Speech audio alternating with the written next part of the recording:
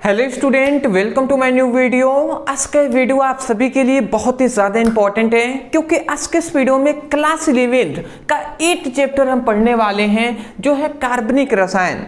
बहुत सारे स्टूडेंटों का ये डिमांड था कि सर जो आप कार्बनिक रसायन जो चैप्टर है उसका वीडियो लाइए क्योंकि बहुत ज़्यादा इंपॉर्टेंट वो चैप्टर है, ठीक है ना। तो जो ऑर्गेनिक केमिस्ट्री है वो बहुत सारे स्टूडेंटों का बहुत ही डाउट होता है, उसमें बहुत सारे स्टूडेंटों को ऑर्गेनिक केमिस्ट्री खासकर नहीं आता है। तो चलिए जी, आज से हम बेसिक लेवल से स्टार्ट कर रहे हैं। मैं प्रयास करूंगा कि आज के इस वीडियो में इस चैप्टर का लगभग टॉपिक कंप्लीट कराने का, ठीक है ना। तो चलिए जी, सबसे पहला हमारे यहाँ पे आता है कार्बनिक रसायन। तो कार्बनिक रसायन क्या होता है इसको हम समझ लेते हैं जी। तो कार्बनिक रसायन क्या है? तो रसायन विज्ञान की वह शाखा जिसमें हम क्या करते हैं, कार्बनिक यौगिकों का अध्ययन किया जाता है, उसे हम क्या कहते हैं, कार्बनिक रसायन कहते हैं, ठीक है ना। मतलब रसायन विज्ञान की वह शाखा जिसमें हम क्या करते हैं, जिसमें हम कार्बनिक यौगिकों का अध्ययन करते हैं, उसके बारे में जानते हैं। तो ऐसे विज्ञान को हम क्या कहते हैं, कार्बनिक रसायन कहते हैं, ठीक है ना। ऐसे रसायन को क्या कहते हैं, कार्बनिक रसायन कहते हैं। आशा करता हूं पहली बात आपको समझ में आ गई होगी, ठीक है ना। अब देखिए, अब हमें जानना है कि जो कार्बनिक यौगिकों का वर्गीकरण, अब कार्बनिक यौगिकों का वर्गीकरण, तो कार्बनिक यौगिकों का जो वर्गीकरण है वो दो भागों में बांटा गया है। किस किस में जी? तो सबसे पहला है कार्बनिक यौगिक और दूसरा क्या है, दूसरा हमारा क्या है, अकार्बनिक यौगिक, ठीक है ना। पहला हमारा क्या है, कार्बनिक यौगिक और दूसरा क्या है हमारा, अकार्बनिक यौगिक, ठीक है ना।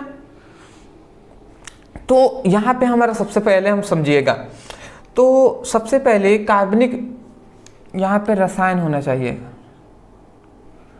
कार्बनिक यौगिक नहीं ना, कार्बनिक रसायनों का दो भागों में बांटा गया है।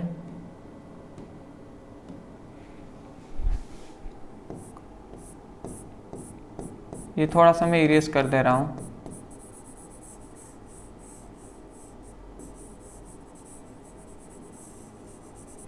ठीक है ना, यहाँ पे थोड़ा सा टाइपिंग में यहाँ पे मिस्टेक कर दिया गया है, कार्बनिक रसायन होना चाहिए,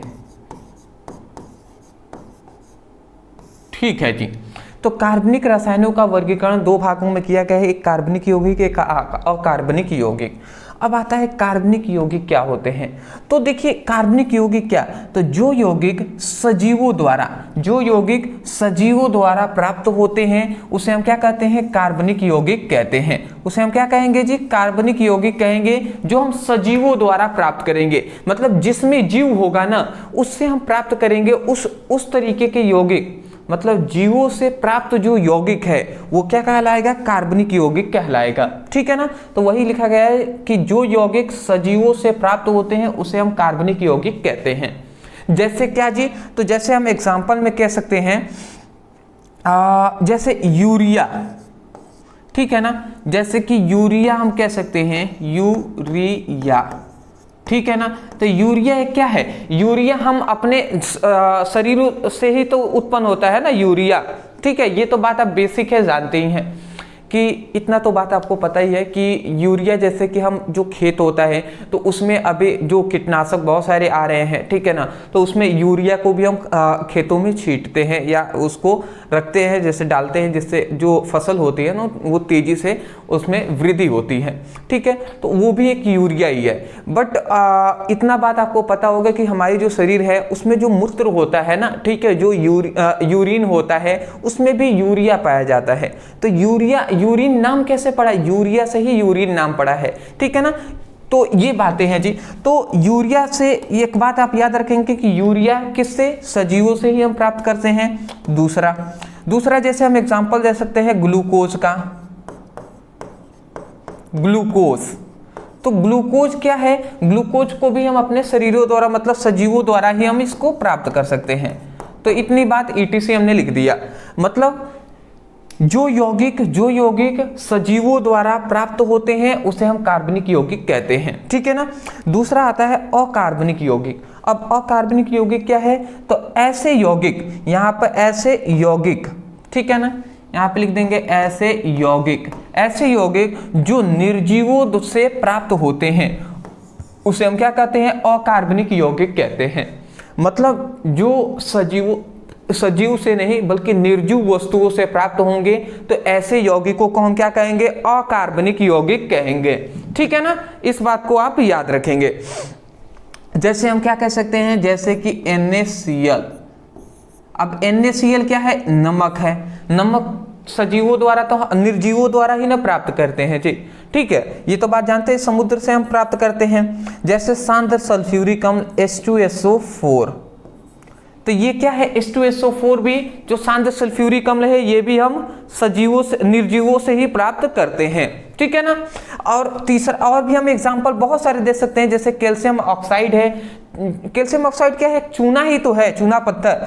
तो कैल्शियम ऑक्साइड भी हम किससे प्राप्त करते हैं, निर्जीवों से ही, पत्थरों से ही प्राप्त करते हैं। पत्थर क्या है, निर्जीव है। तो ये बातें हो गई जी, 3 हमने एग्जाम्पल दे दिया, और भी बहुत सारे हैं। तो जो सजीवों से प्राप्त करेंगे उसे कार्बनिक यौगिक, जो निर्जीवों से प्राप्त करेंगे उसे अकार्बनिक यौगिक कहते हैं। तो सबसे पहली बात, शुरू में ये अवधारणा हमारे पास दी गई थी। ठीक है ना, बट ये अवधारणा सही नहीं है, आगे चलकर हमें पता चला। बट हम बेसिक से अभी हम स्टार्ट कर रहे हैं, तो ये जानना हमारे लिए आवश्यक है। चलिए स्क्रीनशॉट ले लीजिए, फिर हम आगे बढ़ते हैं। ठीक है ना, चलिए जी, ठीक है, बेहतर जी। आई थिंक ये कलर इस बेटर रहेगा। ठीक है, अब हम दूसरा 1 मिनट, थोड़ा सा मैं 1 मिनट लूंगा। यहाँ पे साफ दिखाई दे रहा है ना, यहाँ पे थोड़ा सा ये कट रहा है बीच में, आई थिंक अब सही रहेगा। चलिए जी, ठीक है। अब दूसरा हमारा जो यहाँ पे आता है, दूसरा हमारा जो आता है यहाँ पे बर्जीलियस के जैव शक्ति सिद्धांत। मतलब सिंपल सी बात ये है ना, एक बात मैं बताना भूल गया, जो पीछे जो आपने देखा जिसमें हमने बताया कि कार्बनिक यौगिक किसे कहते हैं, कार्बनिक यौगिक किसे कहते हैं, तो कार्बनिक यौगिक जो सजीवों से प्राप्त होते हैं, सजीव से प्राप्त होंगे उसे हम कार्बनिक यौगिक कहेंगे, और जो निर्जीवों से प्राप्त होंगे, निर्जीवों से प्राप्त होंगे उसे हम अकार्बनिक यौगिक कहेंगे। ये बात हमने जाना ना, अकार्बनिक यौगिक कहते हैं। तो भैया ये किन्होंने कहा था, तो जो बर्जीलियस नामक एक वैज्ञानिक थे, इन्होंने ये बातें बताई थी। बर्जीलियस को हम ये कह सकते हैं कि केमिस्ट्री का ग्रैंडफादर हम मानते हैं, मतलब दादाजी हम कह सकते हैं, मानते हैं। ठीक है ना, बर्जीलियस को। तो बर्जीलियस ने शुरू में ये बताया था कि सजीवों से जो भी यौगिक प्राप्त होगा कार्बनिक यौगिक कहलाएगा, और निर्जीवों से जो प्राप्त होगा उसे हम अकार्बनिक यौगिक कहेंगे। ठीक है ना। तो अब देखिए, बर्जीलियस ने जैव शक्ति सिद्धांत दिया था। अब इस सिद्धांत में हमें क्या बातें बताई गई उसको हम जानते हैं।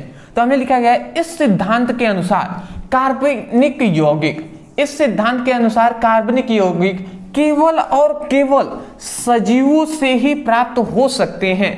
ठीक है ना, मतलब यहाँ पे इस सिद्धांत में जो बर्जीलियस है उन्होंने स्पष्ट कर दिया है कि जो कार्बनिक यौगिक है ना, वो केवल और केवल मतलब ओनली किससे प्राप्त होंगे, सजीवों से ही प्राप्त हो सकते हैं, क्योंकि सजीवों में क्या होता है, जैव शक्ति होती है। ठीक है ना, अर्थात किसी भी कार्बनिक यौगिकों को निर्जीवों से प्राप्त करना असंभव है।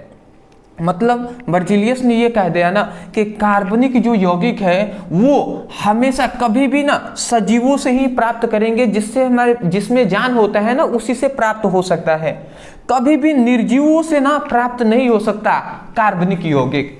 तो ये बर्जीलियस ने अपने सिद्धांत में बताया था। वो कौन सा सिद्धांत है, जैव शक्ति सिद्धांत। आशा करता हूं आप समझ के होंगे। अब देखिए, बर्जीलियस जो है ना, इन्हीं के एक स्टूडेंट थे जिनका नाम था जो बहोलर। तो बहोलर एक इन्हीं का स्टूडेंट थे। तो अब बहोलर जो इनके बर्जीलियस के स्टूडेंट थे, इन्होंने ये जो सिद्धांत जो बर्जीलियस ने इनके टीचर ने दिया था ना, इसको फ्लॉप कर दिया। मतलब इनकी जो सिद्धांत था उसमें कमियां इन्होंने निकाल दिया। ठीक है, क्योंकि बाद में इन्होंने कुछ खोज किया। क्या खोज किया वो भी हम बता दे रहे हैं आपको। यहाँ पे लिखा गया है, बहोलर का प्रयोग जैव शक्ति सिद्धांत। मतलब जैव शक्ति सिद्धांत है, इन्होंने कह दिया कि कार्बनिक यौगिक केवल और केवल सजीवों से ही प्राप्त करते हैं। ठीक है ना, और कभी भी निर्जीवों से हम प्राप्त नहीं कर सकते। बट इन्होंने क्या किया ना, इन्होंने निर्जीवों से ही कार्बनिक यौगिक का निर्माण कर दिया। ठीक है ना, तो कैसे किए हैं समझिएगा। तो फिर से यहाँ पे लिखा गया है, बहोलर ने जब प्रयोगशाला में जब निर्जीव अमोनिया जैसे अमोनियम को इन्होंने लिया, निर्जीव अमोनियम साइनाइड को इन्होंने लिया, निर्जीव अमोनियम साइनाइड जैसे NH4CnO, ठीक है, अमोनियम साइनाइड है, को गर्म किया तो उन्होंने यूरिया प्राप्त हुआ। उन्हें क्या हुआ? उन्हें यूरिया प्राप्त हुआ, ठीक है, जो एक क्या है, कार्बनिक परमाणु है, या हम कह सकते हैं कार्बनिक यौगिक है, ठीक है ना, तथा निर्जीवों से प्राप्त नहीं होना चाहिए, अतः जैव शक्ति सिद्धांत का अंत हुआ। जैसे जैव शक्ति सिद्धांत के अनुसार यूरिया जो है वो सजीवों से ही प्राप्त हो सकते हैं, निर्जीव से नहीं। तो जो बोहलर है ना, उन्होंने निर्जीवों से ही, तो ये क्या है, अमोनियम साइनाइड जो है ये एक निर्जीव है, तो इसी से यूरिया इन्होंने प्राप्त कर दिया। तो अब तो ये रूल जो है ये गलत हो गया ना, तो इसीलिए लिखा गया है जैव शक्ति सिद्धांत का अंत हो गया। अब कैसे हुआ है मैं थोड़ा सा एग्जाम्पल से आपको समझाना चाहूंगा। जो ये बोहलर है ना, उन्होंने क्या किया, यहाँ पे अमोनियम NH4CnO, ये इन्होंने सबसे पहले यहाँ पर इस तरीके से क्या लिया, अमोनियम साइनाइड को लिया, इसको इन्होंने क्या किया, गर्म किया। जैसे इन्होंने गर्म किया तो देखिए यहाँ से क्या इन्होंने मिला, इनको मिला NH2, ठीक है, NH2, फिर से CO और फिर से NH2 मिला, ठीक है ना, तो ये इनको मिला जी। इसी को हम क्या कहते हैं, ये है यूरिया, ठीक है। ये क्या है, अमोनियम साइनाइड,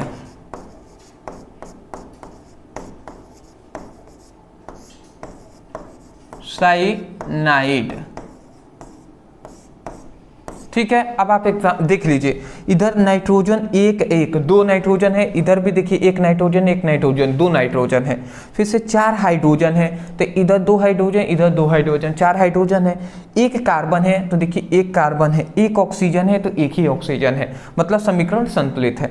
तो जब हमने अमोनियम साइनाइड को गर्म करते हैं ना, तो यूरिया का निर्माण हो जाता है, ठीक है ना। तो देखिए यूरिया तो हमने यहाँ पर निर्जीव से ही प्राप्त कर लिया है, ठीक है ना। ये एक यूरिया क्या है, कार्बनिक यौगिक है, तो इसी कारण ये नियम फेल हो गया, ठीक है ना।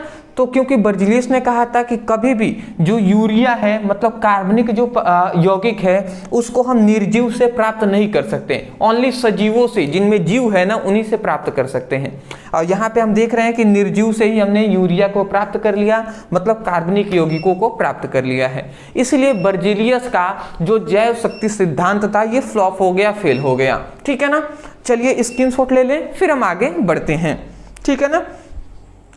चलिए जी, बेहतर इंपॉर्टेंट चीज पर हमने डिस्कस कर लिया, आगे बढ़ते हैं। अब आता है फिर से नेक्स्ट। अब देखिए हमें फिर से क्या जानना है, अब हमें जानना है यहाँ पे, आई थिंक इंपॉर्टेंट ये है, देखिए अब हमें जानना है कि कार्बनिक यौगिकों का आधुनिक परिभाषा। अब देखिए बर्जीलियस ने जो अपना जो दिया था, बर्जीलियस ने ही ने बताया था जी कार्बनिक यौगिकों के बारे में। कार्बनिक यौगिकों को उन्होंने क्या बताया था, उन्होंने यही बताया था कि सजीवों से जो प्राप्त होंगे वो कार्बनिक यौगिक होंगे, और जो अकार्बनिक यौगिक कौन होंगे, अकार्बनिक यौगिक कौन होंगे, जो निर्जीवों से प्राप्त होंगे, निर्जीवों से प्राप्त होंगे वो अकार्बनिक होंगे, ये बात बताया गया था। सजीवों से प्राप्त होंगे वो कार्बनिक, निर्जीवों से प्राप्त होंगे अकार्बनिक होंगे, ठीक है। तो ये तो बर्जीलियस ने बताया था। अब बर्जीलियस का ये तो सिद्धांत फ्लॉप हो गया, जैव शक्ति सिद्धांत, तो जैव शक्ति सिद्धांत फेल हुआ, तो इसका मतलब इनका ये जो दिया गया परिभाषा है ये भी तो गलत हो गया ना। तो अब हमें नया परिभाषा ढूंढना था, तो अब नया परिभाषा, आधुनिक परिभाषा, न्यू परिभाषा क्या दिया गया है उसको अब हम समझते हैं जी। तो वही बात यहाँ पे लिखा गया है कि ऐसा यौगिक जिनमें हाइड्रोकार्बन, मतलब जिनमें हाइड्रोकार्बन, मतलब जो यहाँ पे हम ये कह सकते हैं हाइड्रोजन और कार्बन दोनों हो, तो ऐसे यौगिक जिनमें हाइड्रोकार्बन होते हैं तथा जो हाइड्रोकार्बन से मिलकर बने होते हैं, मतलब या तो हाइड्रोकार्बन हो या हाइड्रोकार्बन से मिलकर बनने वाले जो यौगिक होते हैं ना, उन्हें हम कार्बनिक यौगिक कहते हैं, ठीक है ना। मतलब हाइड्रोजन और कार्बन हो, मुख्यतः ये दो हो, या इन दोनों से मिलकर कोई भी अदर चीज बना हुआ हो, तो वो भी अदर यौगिक बना हुआ हो, वो भी क्या कहलाएगा, कार्बनिक यौगिक कहलाएगा। तो ये हुआ इसका परिभाषा जी, ठीक है ना। चलिए अब हमें यहाँ पे दिख रही है सबसे पहली बात, ये नया परिभाषा उस समय पर हमें दिया गया था, ठीक है ना। जैसे हम थोड़ा सा एग्जांपल से आपको समझाना चाहते हैं, जैसे एग्जांपल में CH4, ये क्या है, मेथेन है, तो ये हमारा क्या हो जाएगा, एग्जाम्पल हो जाएगा। जैसे C2H4, ये भी हमारा हो जाएगा। जैसे C2H6 हो जाएगा, ये भी किसका एग्जाम्पल हो जाएगा, ये भी हाइड्रोकार्बन का ही एग्जाम्पल हो जाएगा, ठीक है ना। अदर यहाँ पे और भी हम दे सकते हैं, जैसे C2H5OH दे सकते हैं, या C3OH दे सकते हैं, ETC। ये सभी क्या है, उसके एग्जाम्पल है। देख सकते हैं ना, कार्बन हाइड्रोजन है, इसमें भी carbon hydrogen, carbon hydrogen, carbon hydrogen, carbon hydrogen, तो इन सभी में कार्बोहाइड्रेट वाले जो परमाणु हम कह सकते हैं है, ठीक है ना। तो ये सभी एग्जाम्पल हो जाएंगे किसके, कार्बनिक यौगिकों के। अब देखिए फिर से, अब यहाँ पे लिखा गया है कि कार्बनिक यौगिकों का गुण। अब इसका गुण क्या क्या है वो हम समझ लेते हैं। सबसे पहला गुण है संगठन का। संगठन मतलब किस से मिलकर बना होता है कार्बनिक यौगिक। तो मोस्टली देखिए, carbon, hydrogen, oxygen, nitrogen, phosphorus और एक कोई हाइड्रोजन वाले तत्व है, आदि तत्वों से बने होते हैं। मतलब ये जो सभी यहाँ पे तत्व दिखाई दे रहे हैं, इन सभी से बने होते हैं, पर मुख्यतः दो इसमें हैं, जो है कार्बन और हाइड्रोजन। ये दोनों विशेषकर होने ही चाहिए, ठीक है ना। अगला आता है संख्या। अब कार्बनिक यौगिकों की संख्या कितनी है, तो देखिए 5 लाख से अधिक कार्बनिक यौगिकों की संख्या है, ठीक है ना। एक और बात बता दूं, जितना भी अभी तक खोजा गया है ना कार्बनिक मतलब यौगिक, उसमें से 90% जो है ना वो क्या है, 90% कार्बनिक यौगिक ही हैं, केवल 10% अकार्बनिक यौगिक हैं, ठीक है ना। अगला आता है संरचना। अब कार्बनिक यौगिकों की जो संरचना कैसी होती है, तो जटिल होती है, कठिन होता है। तो इसकी संरचना और कार्बनिक यौगिकों से जटिल होती है। मतलब जो इसकी संरचना यहां पर, इसकी संरचना यहां पे और नहीं रहेगा, अकार्बनिक, ठीक है ना। इसकी संरचना मतलब कार्बनिक यौगिकों की जो संरचना होती है वो अकार्बनिक यौगिकों से क्या होती है, जटिल होता है, थोड़ा कठिन होता है। अगला आता है ज्वलनशीलता। मतलब ज्वलनशील मतलब ये जलता है या नहीं जलता है। तो देखिए कार्बन की उपस्थिति के कारण कार्बनिक यौगिक जो होता है ना, कार्बनिक यौगिक जो होता है वो क्या होता है, ज्वलनशील होता है, क्योंकि कार्बन भैया जानते हैं ज्वलनशील तत्व है, इसीलिए। अगला आता है गलनांक व क्वथनांक। गलनांक और क्वथनांक इसका क्या है, तो देखिए यहाँ पे लिखा गया है कि सहसंयोजक प्रकृति के कारण इसका गलनांक और क्वथनांक क्या होता है, कम होता है, ठीक है ना। मतलब सहसंयोजक प्रकृति के कारण इसका गलनांक और क्वथनांक क्या होता है, कम होता है, ठीक है ना। तो ये हुआ इसका गुण। आशा करता हूं कि आपको सब कुछ आसानी से समझ में आ गए होंगे। स्क्रीनशॉट लेंगे, ले लीजिए, ठीक है ना, ले लीजिए जी। चलिए बेहतर।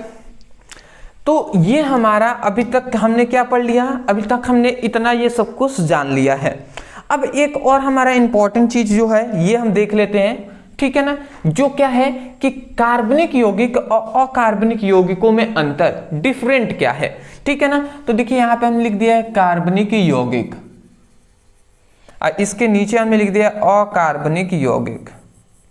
अब दोनों का अंतर हम कर लेते हैं। सबसे पहले कार्बनिक यौगिकों में क्या है जी, यह मुख्यतः कार्बन के यौगिक है, कार्बन के यौगिक, ठीक है ना। मतलब कार्बनिक यौगिक जो होते हैं वो मुख्यतः कार्बन के ही यौगिक होते हैं, ठीक है ना। अगला इसमें हम देख लेते हैं, यह कार्बन के अतिरिक्त किसी भी तत्व के यौगिक होते हैं।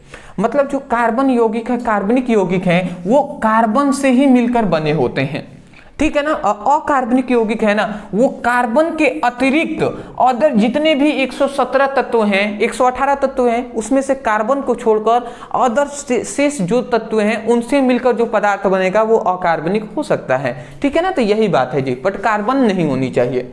अगला कार्बनिक मतलब कार्बन के अतिरिक्त हाइड्रोजन, ऑक्सीजन और जो ये एक्स मतलब हाइड्रोजन है, यहाँ पे नाइट्रोजन है, फास्फोरस आदि तत्व भी हो सकते हैं। मतलब मोस्टली तो कार्बन है ही, उसके अतिरिक्त ये भी सभी तत्व हो सकते हैं कार्बनिक यौगिक में। अगला तीसरा, यहाँ पे दूसरा इसका जान लेते हैं, इसमें कोई भी तत्व उपस्थित हो सकता है, मतलब कार्बन के अलावा और कोई भी तत्व उपस्थित हो सकता है। अगला तीसरा कह रहे हैं इनकी संरचना जटिल होती है। कार्बनिक यौगिकों की संरचना जटिल होती है, कठिन होता है, और इनकी संरचना क्या होती है, सरल होता है। किसना? अकार्बनिक यौगिकों का। अगला, इनमें केवल ससंयोजक बंध होता है कार्बनिक यौगिकों में, और यहाँ पे लिखा गया इनमें किसी भी प्रकार का बंध हो सकता है, मतलब अकार्बनिक यौगिकों में किसी प्रकार का बंध हो सकता है, बट कार्बनिक यौगिकों में ससंयोजक बंध ही होता है। अगला यहाँ पे लिखा गया है कि इनका गलनांक और क्वथनांक कम होता है। किनका? कार्बनिक यौगिकों का। इनका गलनांक और क्वथनांक क्या होता है? अधिक होता है। ठीक है ना, तो ये आशा करता हूँ कि आप समझ गए होंगे। ठीक है ना, तो ये आप एग्जाम्पल इसका स्क्रीनशॉट ले लें। ठीक है ना, इसको तो ले ही लीजिएगा आप। अदरवाइज मैं आशा करता हूँ कि आज का ये जो टॉपिक है, आज के इस वीडियो में जितने भी हमने ये टॉपिक डिस्कस किया हुआ है वो आसानी से आपको समझ में आए होंगे। देखिए आज पहला दिन था, इस चैप्टर का हमने स्टार्ट किया हुआ है। अभी देखिए इस चैप्टर में बहुत कुछ, मतलब ये बहुत ही बड़ा चैप्टर है। ठीक है ना, ऑर्गेनिक केमिस्ट्री हमने स्टार्टअप किया हुआ है, तो थोड़ा टाइम तो लगेगा दोस्त। ठीक है ना, बट हम पूरी कंप्लीट इसको कराएंगे। ठीक है ना, टेंशन नहीं लेना है, मन लगाकर केवल पढ़ाई कीजिए। कोई भी टॉपिक है यदि समझ में नहीं आता, उस टॉपिक का नाम लिखिए और अंत में हमारे चैनल का नाम लिखकर सर्च कर लीजिएगा, वीडियो आपको मिल जाएगा। ठीक है ना, इस तरीके से आप सर्च करके भी कोई भी टॉपिक फिजिक्स की, केमिस्ट्री की स्टडी हमसे कर सकते हैं। तो चलिए दोस्तों, आज के लिए इतना ही। मिलते हैं एक नए टॉपिक के साथ एक नए वीडियो में। Thank you so much for watching this video. Thank you.